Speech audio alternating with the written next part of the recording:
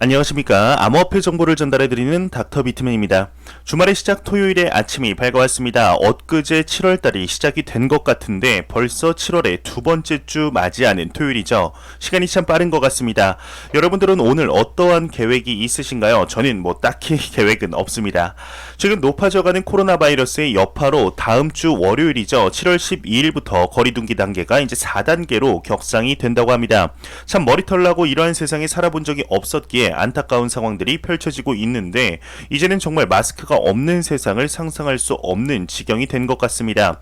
이 4단계의 경우는 사실상 셧다운에 이제 가까운 조치라고 합니다. 4단계로 격상이 되게 된다면 오후 6시 이후로 사적으로는 이제 5인 집합 금지가 아닌 2명까지만 모일 수 있게 됩니다. 오후 6시 이전까지는 4인 집합만 가능하다고 하는데 1인 시위 이외의 집합과 이제 행사가 전면 금지되고 결혼식과 장례식에는 친족만 참석할 수 있게 된다고 합니다. 유흥시설은 당연히 안 되겠죠. 글로벌적으로 코로나가 확산이 되면서 안타까운 상황이 지속이 되고 있습니다. 하루빨리 조치가 이루어져서 마스크가 없이 거리를 다니던 세상으로 돌아갔으면 좋겠습니다. 오늘 하루도 즐겁게 보내시길 바라면서 토요일의 시작은 과연 어떠한 소식들이 반겨주게 될지 한번 보도록 하겠습니다. 아침이어서 그런지 목소리가 조금 잠기네요. 최근 암호화폐 시장의 경우는 조금 오를 듯 보였던 시세가 다시금 하락을 하며 다소 약화된 투자 심리를 보여주고 있습니다. 이러한 암호화폐 시장의 중장기 전망을 안 좋게 보는 의견이 나왔습니다. 지난 2017년 시작된 초강세장이 2018년 초 마무리되며 그 이후에는 역대급 하락장이 지속이 되었습니다. 아마 그때 투자하셨던 분들이라면 그 공포가 어땠는지 아시지 않을까 싶은데 2021년이 이때가 되지 말란 법이 없다는 의견이 나왔습니다. 상상만 해도 소름이 돋는 것 같은데 내용 한번 같이 보도록 하겠습니다. 한 외신에서 소식이 나왔습니다. 비트코인 2021년이 2018년이 되지 말란 법이 없다 이야기를 하고 있습니다. 암호화폐 전문 미디어 라이브 비트코인 뉴스의 경우는 2018년인 비트코인 하락장이 본격 시작이 된 힘든 해였다. 최근 비트코인의 가격 흐름이 2018년과 유사하게 진행되고 있다. 2021년이 2018년이 되지 말란 법은 없다 이야기를 했다고 합니다. 추가적으로 2019년에는 고점 대비 70%의 가격 하락을 기록했으며 저점인 3,000달러를 찍고 반등하기 시작해 최근에 신고점까지 강세장이 연출되었다. 2019년의 비트코인 저점처럼 내년 저점을 찾는 사람들에게는 명성과 부를 가져다 줄 수 있다 이야기를 했다고 합니다. 현재 암호화폐 시장의 지지부진한 모습을 보며 이러한 공통된 생각을 하시는 분들이 있으리라 생각이 됩니다. 언젠간 오르긴 하겠지만 일단 지금 현금화를 시킨 후에 다시 한번 저점을 찾아서 들어가는 게 낫지 않을까? 그게 훨씬 이득 같은데 라는 생각 말이죠. 맞습니다. 그게 가능하다면 그렇게 하는 게 100번 옳은 말이죠. 하지만 암호화폐 시장의 변동성은 그 누구도 맞출 수가 없습니다. 오마의 현인이라고 불리우는 워렌 버핏을 데려와도 이 워렌 버핏의 투자 선생님이라고 할 수 있는 벤자민 그레이엄을 데려와도 말이죠. 절대로 이 시장의 가격적인 이제 변동성을 맞출 수가 없다는 것을 일단 인정하고 투자를 시작해야 됩니다. 또한 개인적으로는 2018년 때와 같은 역사상 가장 긴 하락장이 오지는 않을 것이라고 생각을 하고 있습니다. 그때와 지금은 근본적으로 많이 달라졌기 때문인데요.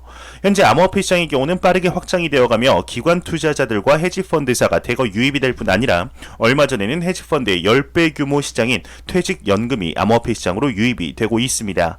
셀 수도 없이 이름만 들으면 입이 떡 벌어질 기관들에서 모든 것이 디지털로 바뀌는 새로운 금융 시스템을 만들어가는데 동참을 하고 있죠.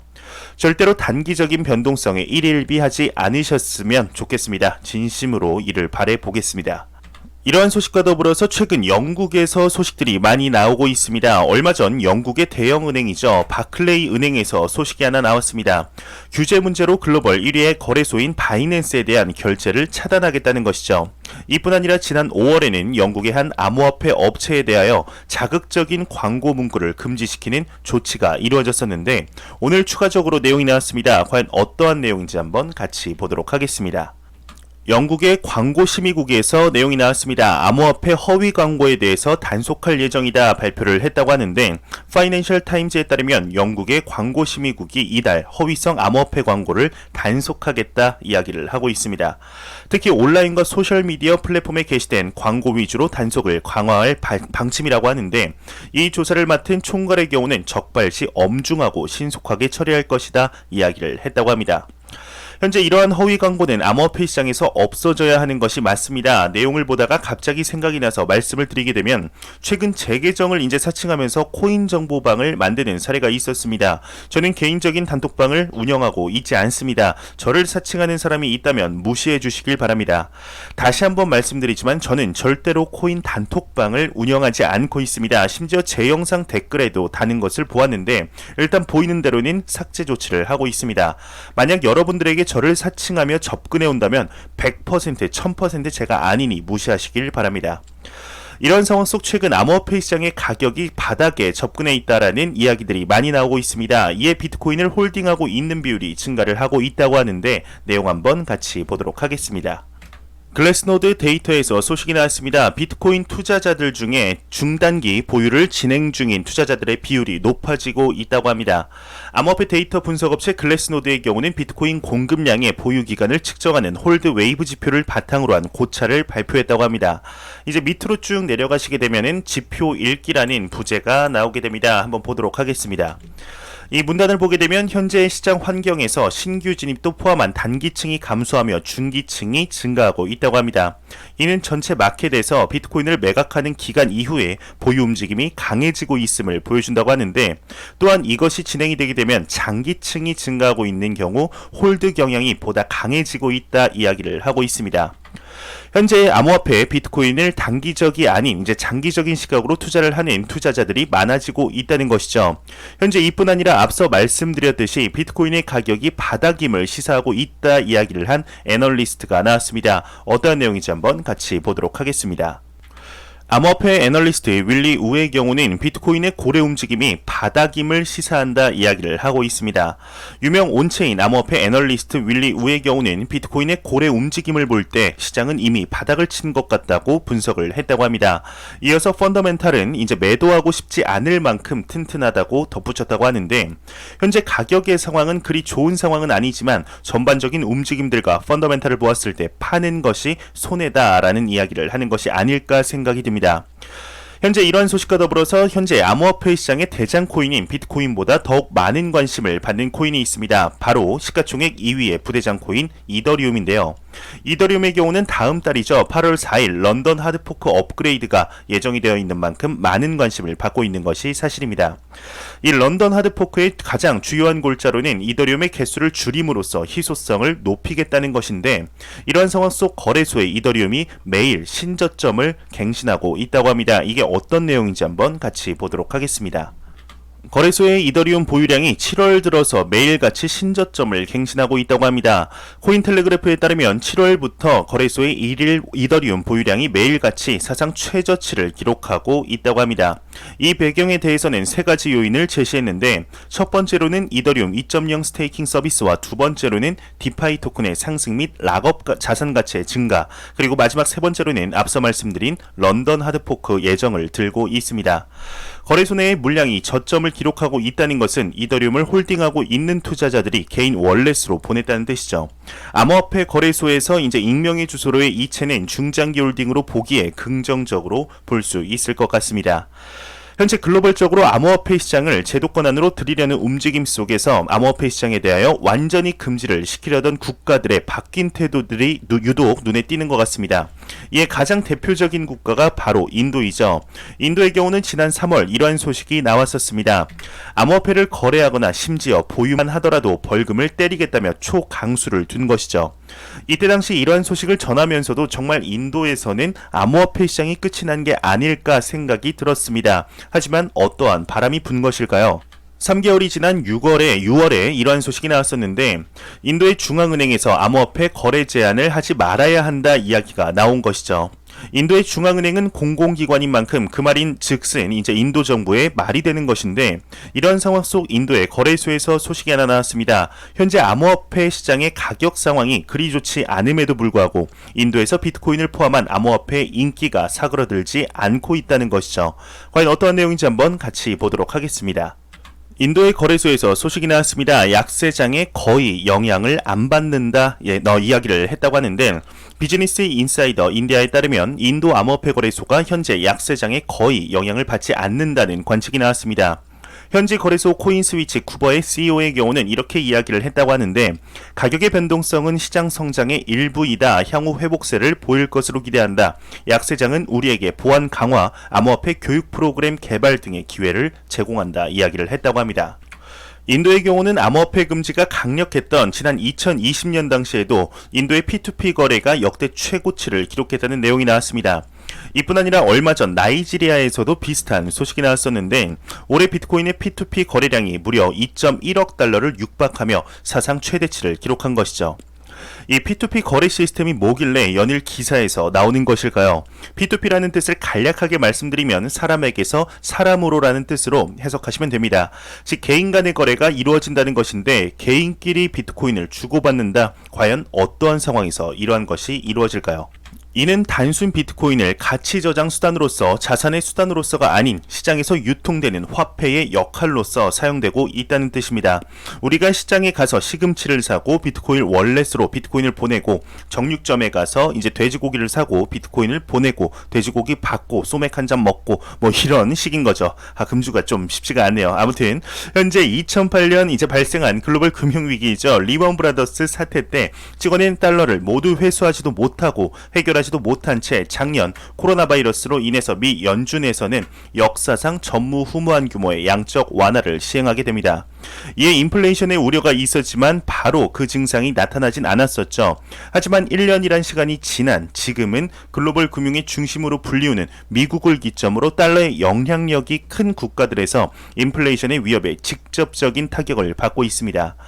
여러분들은 만약에 이제 마트에 라면을 사러 갔는데, 일단 저는 개인적으로 이제 신라면을 좋아합니다. 이 신라면이 만약에 어제는 1,000원이었다고 치면은 오늘 갑자기 1,500원이 되었습니다. 이것을 보면은 어떠한 생각이 드실까요? 대부분은 뭔가 지금 우리나라 경제가 뭔가가 이상하구나 생각하겠지만, 어떤 분들은 1,500원이 됐구나, 조금 비싸졌구나 라고 생각하시는 분들도 대수롭지 않게 넘기시는 분들도 계실 겁니다. 그런데 다음날 마트를 가니 갑자기 오르라는, 이제 내 암호화폐 계좌는 안 오르고 신라면이 4,000원이 되었습니다. 그렇다면 어떠한 생각이 드실까요? 우리나라에 망조가 들었다, 이거 심각하다 생각 드시지 않으실까요? 여러분들의 은행에 있는 계좌를 모두 빼다가 내 자산을 지킬 수 있는 수단을 찾게 될 것입니다. 현재 그 수단으로서 앞서 언급해드린 인도와 나이지리아의 경우는 비트코인을 채택하고 있는 것이죠. 이에 이러실 수도 있습니다. 비트코인은 변동성이 있는데 그게 화폐로 가능해요? 라고 말이죠. 하지만 현재 인플레이션의 위기에 직면해 있는 국가들에게서는 신뢰가 떨어져 있는, 아예 가치를 찾아볼 수 없는 자국 화폐보다 오히려 자산시장군 중 변동성이 크다고 이야기를 하고 있는 비트코인이 훨씬 더 신뢰할 수밖에 없을 것입니다. 이들에게는 암호화폐 거래소가 은행이며 비트코인을 포함한 암호화폐가 곧 화폐인 것이죠. 이런 것을 눈치챈 인도 정부에서 이제 자국 중앙 정부의 위신을 살리기 위해서 아까 보여드렸듯이 이제 암호화폐를 보관만 해도 벌금이다 이야기를 하였었지만, 이러한 개인적인 거래를 모두 추적하는 것은 불가능하며 이를 막을수록 오히려 자국 정부의 손해라는 것을 깨달은 것이 아닐까 생각이 듭니다. 현재 암호화폐 시장은 이제 디지털 금을 넘어선 새로운 금융 시스템으로서 확장이 되어가고 있습니다. 이러한 시장을 단기적인 변동성에 흔들려서 포기하는 것은 기회 비용 측면에서 너무나 아깝다고 생각을 하고 있습니다. 절대로 단기적인 변동성에 흔들리지 마시고 시장을 길게 바라보며 투자하시길 진심으로 바라보겠습니다. 현재 이제 준비한 내용들이 많이 있었는데 영상 시간이 너무 길어질 것 같습니다. 제가 준비해온 또 다른 내용들 간단하게만 보고 넘어가도록 하겠습니다.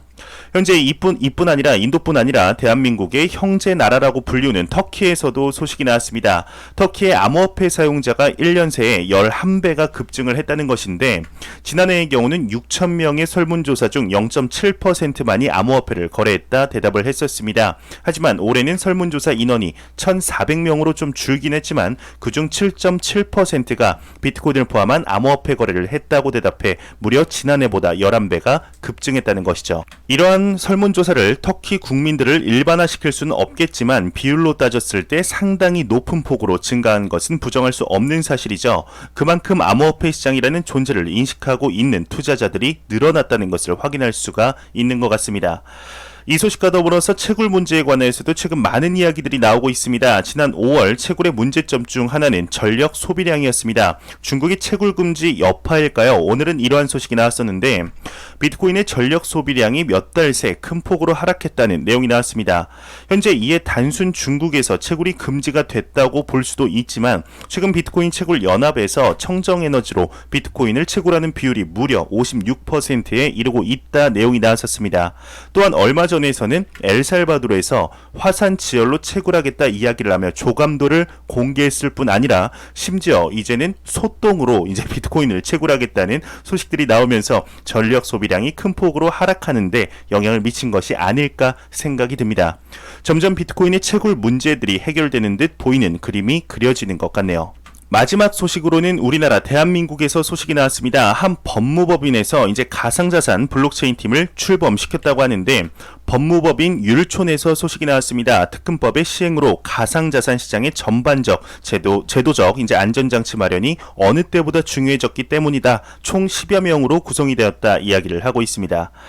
이제 최근 암호화폐 시장의 경우는 가격이 지지부진한 모습을 보이고 있지만 그럼에도 시장은 꾸준히 확장되어 가고 있습니다. 절대로 가격에 일희일비하지 마시며 이 시장의 장기적인 투자 마인드를 통하여 여러분들의 자산 증식에 철저히 이 시장을 이용하시길 바랍니다. 마지막으로 이제 전설적인 투자자의 격언을 듣고 마무리하도록 하겠습니다. 오마의 현인이죠. 이제 암호화폐 시장을 그리 좋아하진 않지만 투자 마인드 면에서는 그 누구도 부정할 수 없는 인물인데 오마의 현인 워렌 버핏이 이야기를 했습니다. 내가 가치 투자를 이게 아니죠. 네, 주식시장은 인내심이 없는 사람의 돈을 인내심이 있는 사람에게 이동시키는 도구이다 이야기를 했었습니다. 암호화폐 시장이 현재 상황과 딱 맞아떨어지는 격언이 아닐까 생각이 듭니다. 마지막에 웃고 가시라고 살짝 쪽 한번 던져봤습니다. 재미없었다면 죄송합니다. 주말의 시작 토요일 산뜻하게 보내시길 바라면서 저는 조금 더 이제 도움이 되는 영상으로 오후에 찾아뵙도록 하겠습니다. 항상 영상 시청해주시는 시청자분들, 구독자분들 너무나 감사합니다. 지금까지 닥터 비트맨이었습니다. 감사합니다.